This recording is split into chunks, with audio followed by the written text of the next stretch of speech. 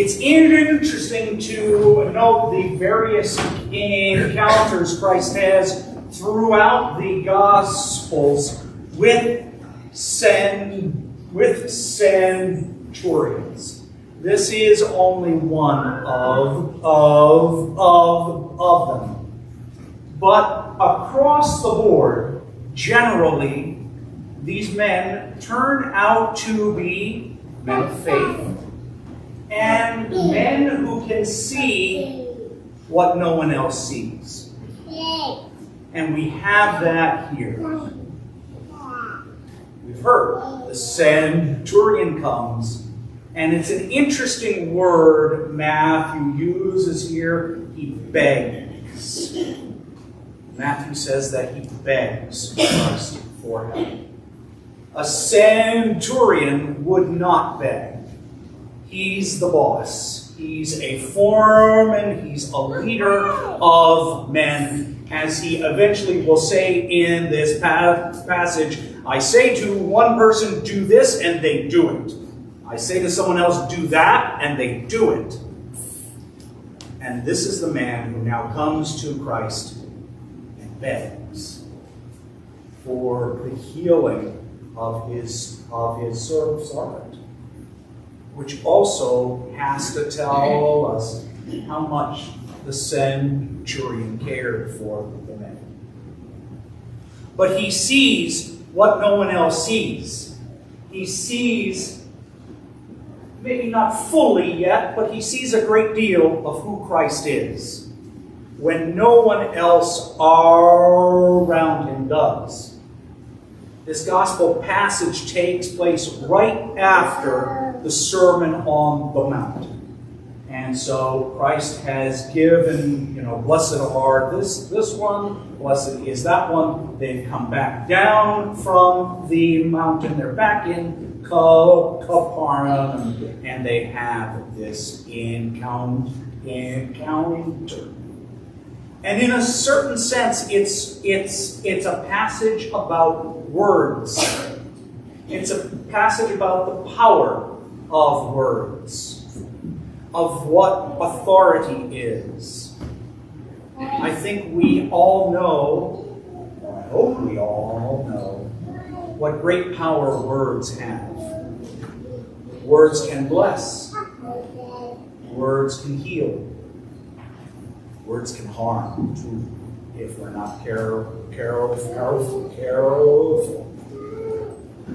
But in this case, we have words of faith, and we have words of power. And those words of power are Christ's. He has the words, as the apostles will eventually realize, he has the words of everlasting life. And so, without even seeing this man, but based only on the centurion's faith, the centurion who has come and humbled himself to a Jew, Christ utters these words of power, and his servant is healed. Let's remember the power that words have. Let's understand the power of Christ's words. And they're not locked up in this book that we only trot out once a week or so. The power of Christ's words are loose in the world. The power of Christ's words need to be in our hearts. They need to be in our minds. They need to be in our souls.